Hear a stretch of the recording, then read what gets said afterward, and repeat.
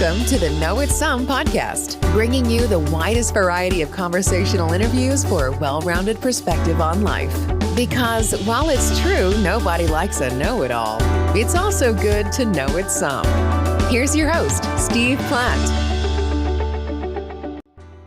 That's right. Welcome to the Know It's Some podcast. I'm your host, Steve Platt, and this week's episode is a great one. Today you're going to hear from Judson Laipply.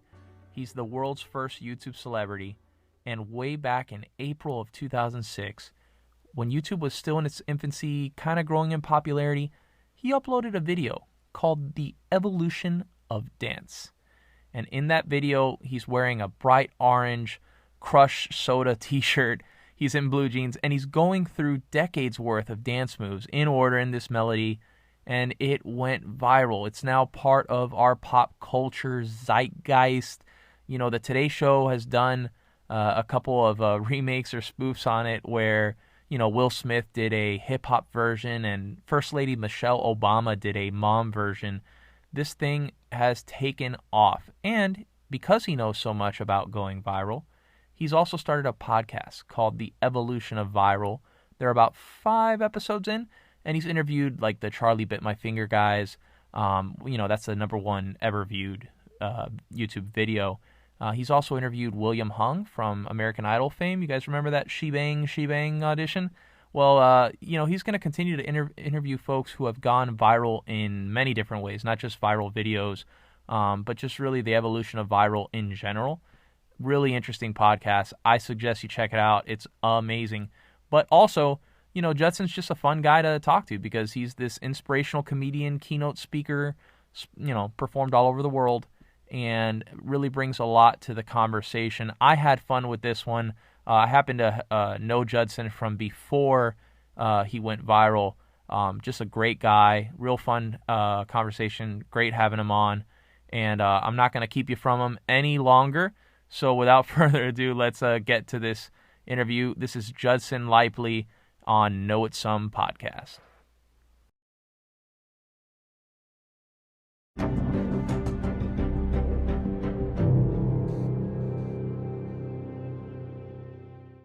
Judson, thanks for joining us. I really appreciate you joining us here today and being here. How's everything?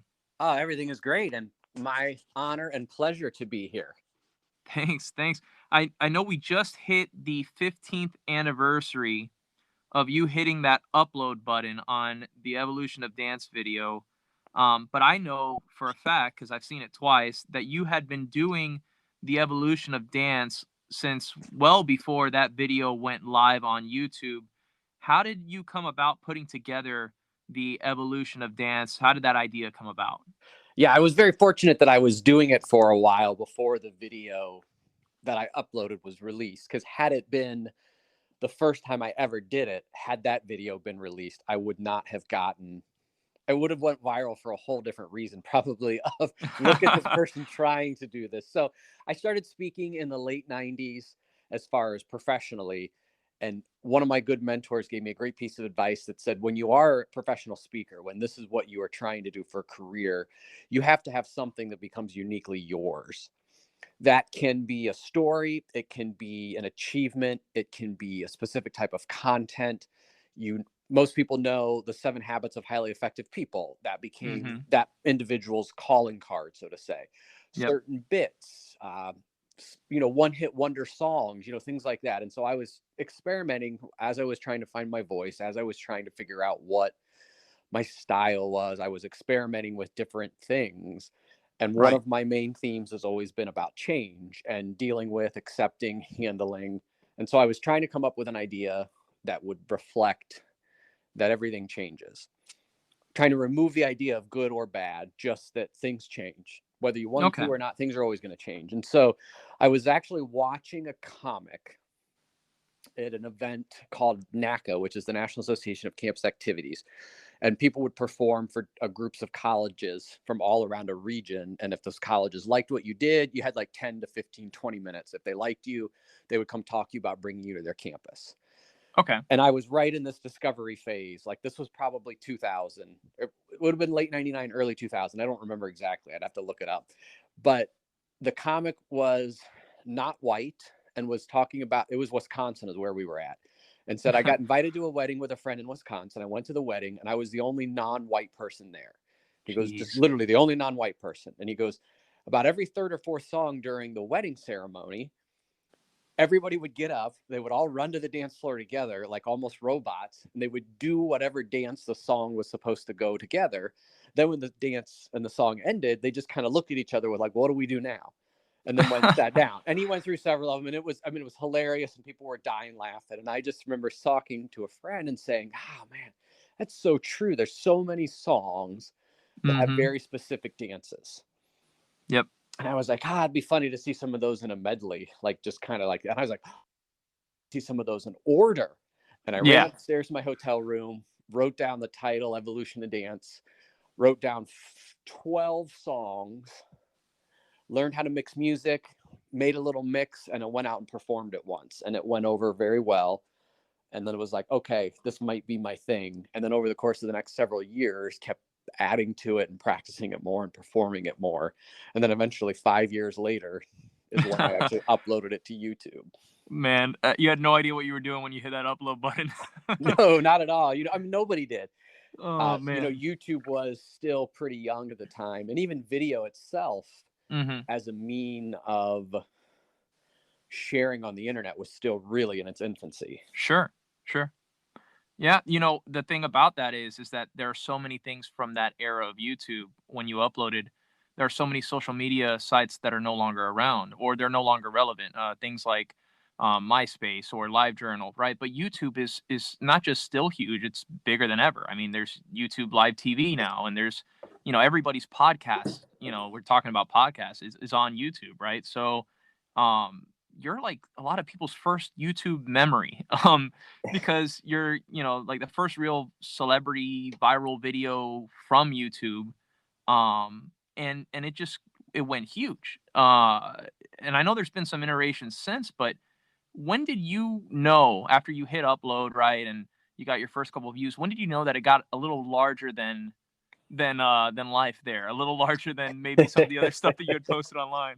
Well, it was ironic because a few moments ago, before we started the podcast, you were talking about our first interaction was at something called a KC Weekend, which was an event for Key Club high school leaders put on by Kiwanis International.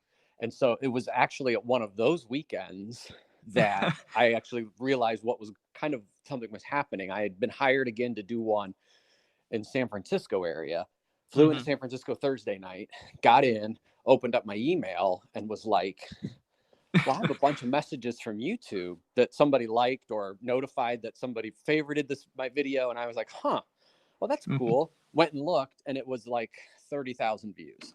Oh, wow. And I was like, no way, this is crazy. And I was paired up with a woman named Erin Fisher who worked for Kiwanis International at the time. And she was a friend of mine. And I told her that night, I was like, hey, this is kind of weird. Like, I don't know where these people are coming from and how they're finding this. Woke up the next morning, and since it was the West Coast, it's now 10 a.m. or so on the East Coast, opened up my email again before we left, and it was at 90,000 views, and I had a whole bunch more emails, and I was like, whoa, whatever. And so this is, again, 2006, the spring.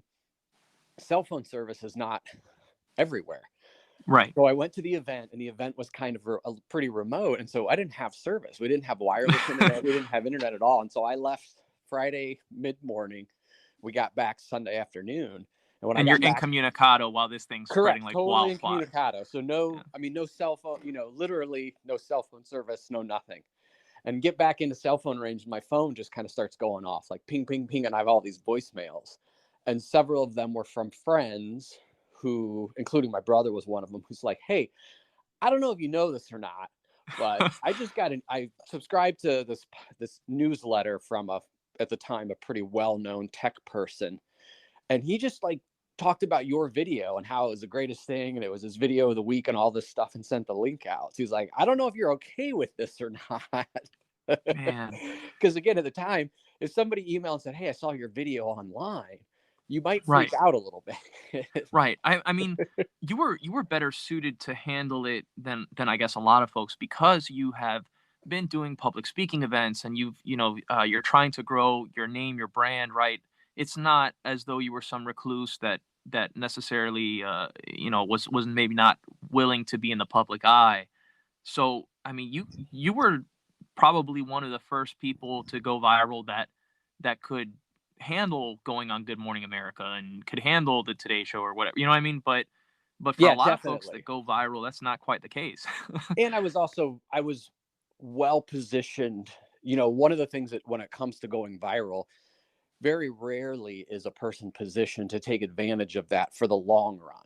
Right. Mm-hmm. A lot of times they can take And advantage leverage of it. it. Yeah, in the intern and in the immediate, and then, but my situation was so unique because I was perfectly positioned, and I had been doing the dance for several years before it went up, so I had Yep. perfected that particular piece of content. And then in our industry as professional speakers, it's all about exposure. Right.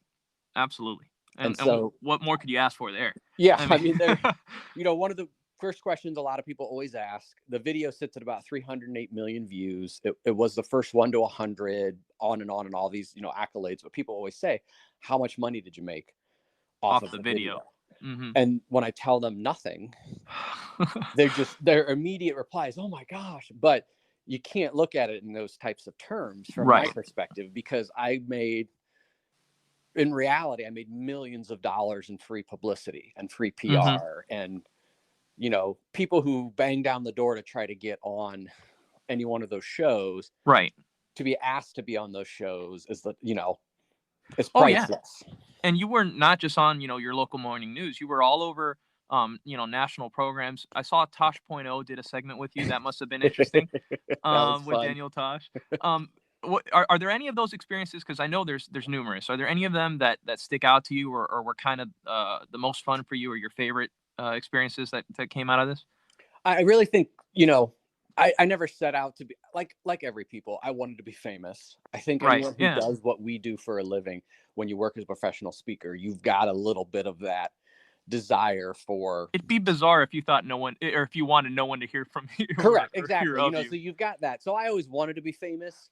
The more I got into being asked to be on those shows, and the more I kind of got into that world, the more I realized I really didn't want long-term celebrity, as far Mm-hmm. as it's a lot of work to maintain that.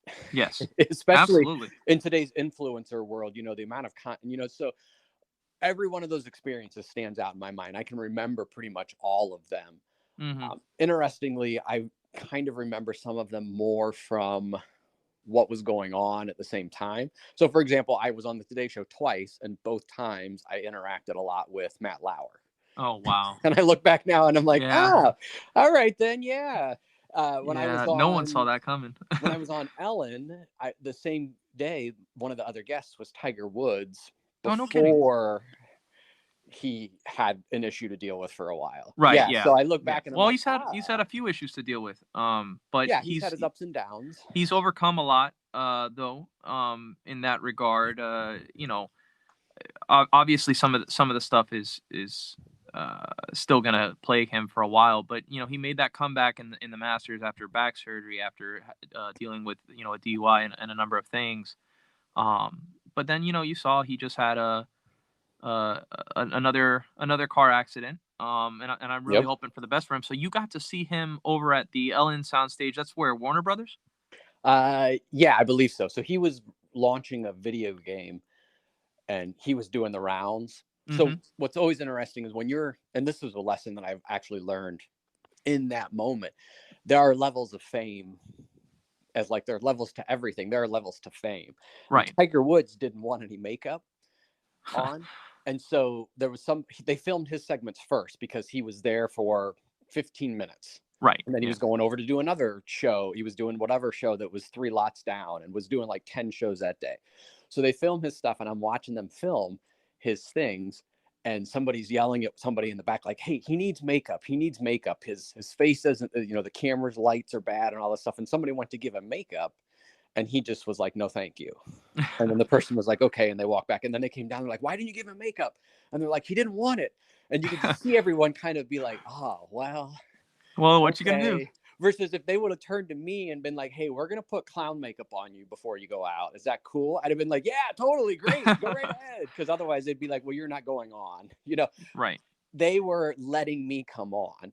and Right. Tiger was coming on the show for them. Like, it was kind of that interesting status relationship between everyone there to see that play out. Like, Mm-hmm.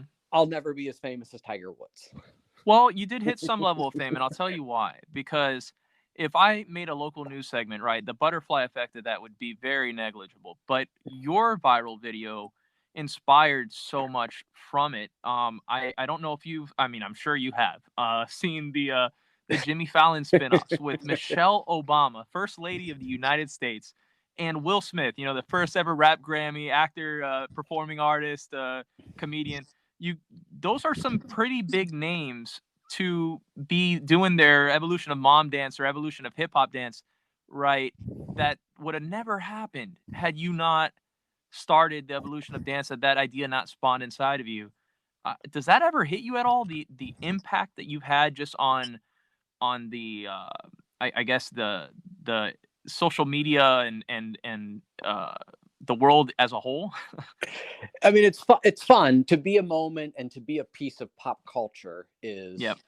very humbling and very, I mean, it's awesome. There's Mm-hmm. no two ways to say it. But I'm very fortunate as well that, and this also, we had talked earlier as well, you were a leader in high school. And for people who don't know what Kiwanis is or don't know what Key Club is, it's based upon servant leadership and the idea of being a leader who serves. Absolutely. And I had a lot of that training when I was in high school through similar organizations. And I think having that foundation of the realization of how big the world is, and while it's great to be recognized for contributions, you can't just sit back and be like, okay, well, I did something cool once, great, I'm all done.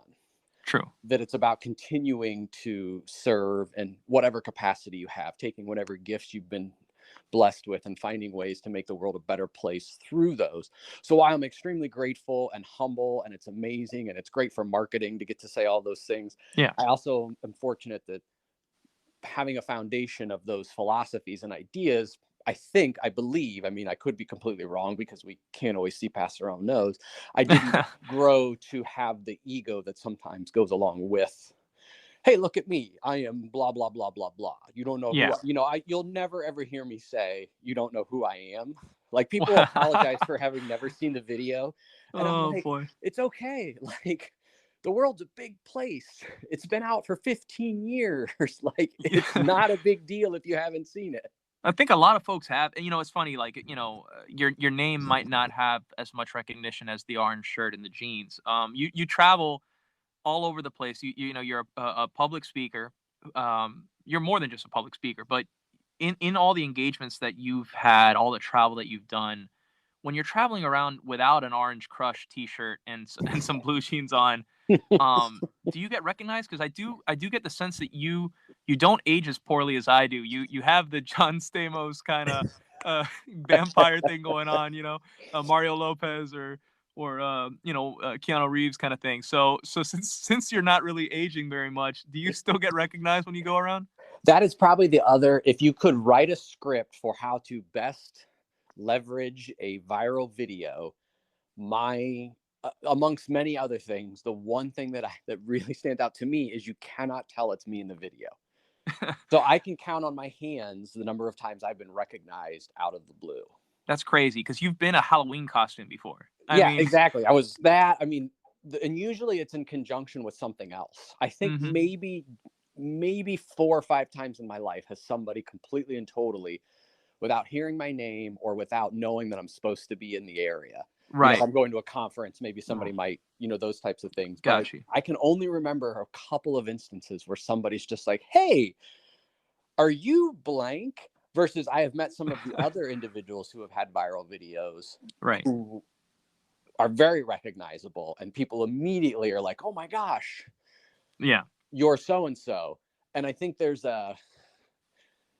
if that was the case on my side, I think I probably would be less inclined to appreciate all of the benefits, because that probably gets really old.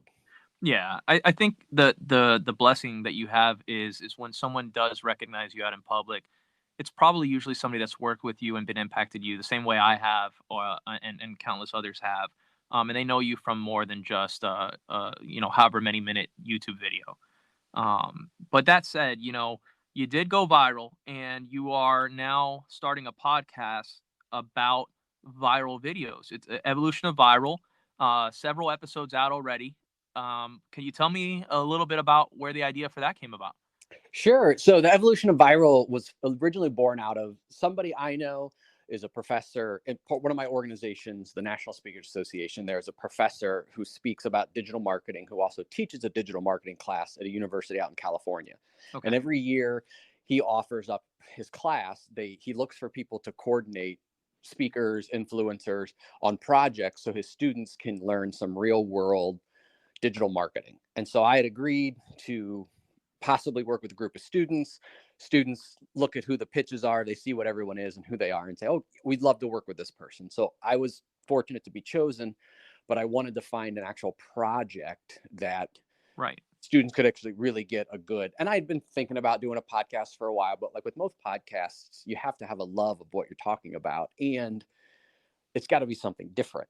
I mean, Yeah. I wasn't going to do a true crime podcast. Like, that's not my Serial part 2. Yeah, I wasn't going to do a generic. I shouldn't say generic. I didn't have a good idea or a good angle for a leadership or personal development or anything along those lines. And then I was like, well, I should just leverage the one thing that I differentiates me from everybody else. Okay. So I have contacts with people and I've met people who have had similar viral experiences, and we're kind of, the evolution of viral isn't just videos. So as the season goes on, you will hear from people who, like one of our ones that'll be coming out, I think it's actually next week, is a woman named Kara Brookings. And Kara built a house with her kids by watching YouTube videos. No back kidding. in 2007. So before you could even do it on your phone, they would watch them at home at night. And so they built a house from scratch. Wow. And then several years later, she wrote a book about it. And then her story went viral. So it wasn't a single video. And so it's interesting because there's other things in this world that go viral. And yeah, eventually I'm going to stop doing the dance because physically it's going to get, the running joke I use, it's going to go from funny to sad someday when I'm doing the dance. Well, there are some physically challenging portions of it. I know that Cotton Eye Joe, you can't just do that forever. Yeah. Well, and I had to take the worm out a few years ago. So that one has been removed because that was I'm pretty sure I would have already had knee replacement surgery had I kept doing the worm. Oh, man. So the podcast is kind of designed around this idea of going viral isn't something you can force, but there still seems to be a tendency to have similarities between things that do go viral. And so we're going to talk to all these different people and entities that have had experiences of going viral and kind of what is it that's a common theme, and then listening to everyone's story. I know somebody who worked on the Fearless Girl project, which was the statue that was placed in Times over by Wall Street. Yep. And so kind of how that got going.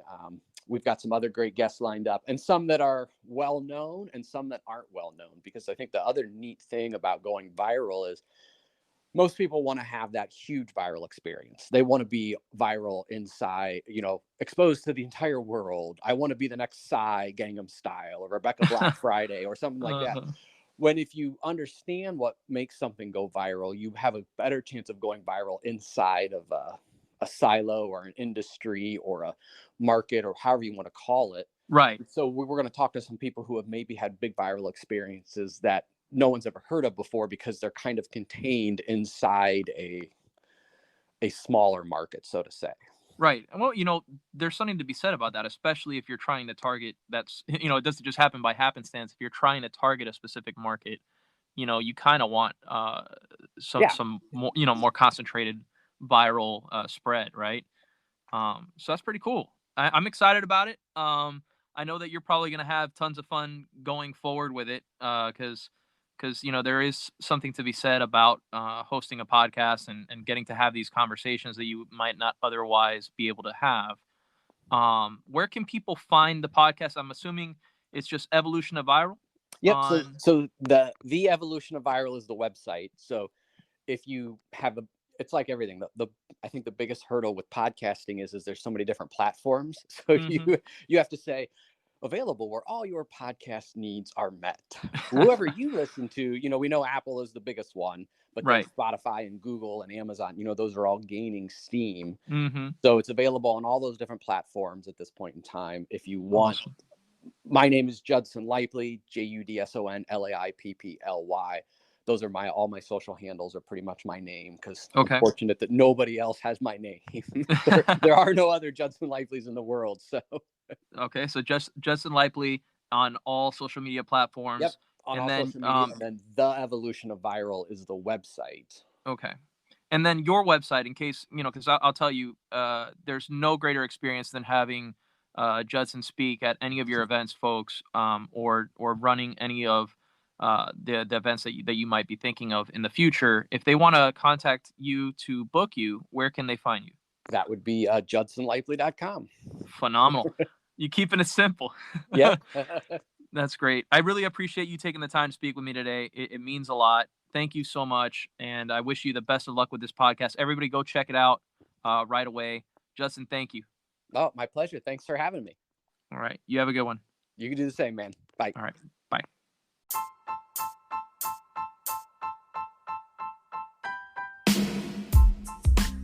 And that'll do it for another episode of the Know It Some podcast. My thanks to our guest, Judson Laipply. Thanks for taking the time to come on and share your story with us. And I want to say thank you to all of you out there that have left us an Apple ranking or review. Anybody that has liked or shared our social media posts. We're at Know It Some Pod on Twitter and Instagram. And really to all the subscribers and followers of the podcast, the support has been absolutely incredible. And it's helped us book some really interesting guests. We've recorded a few more episodes. I know that we've only released 9 so far.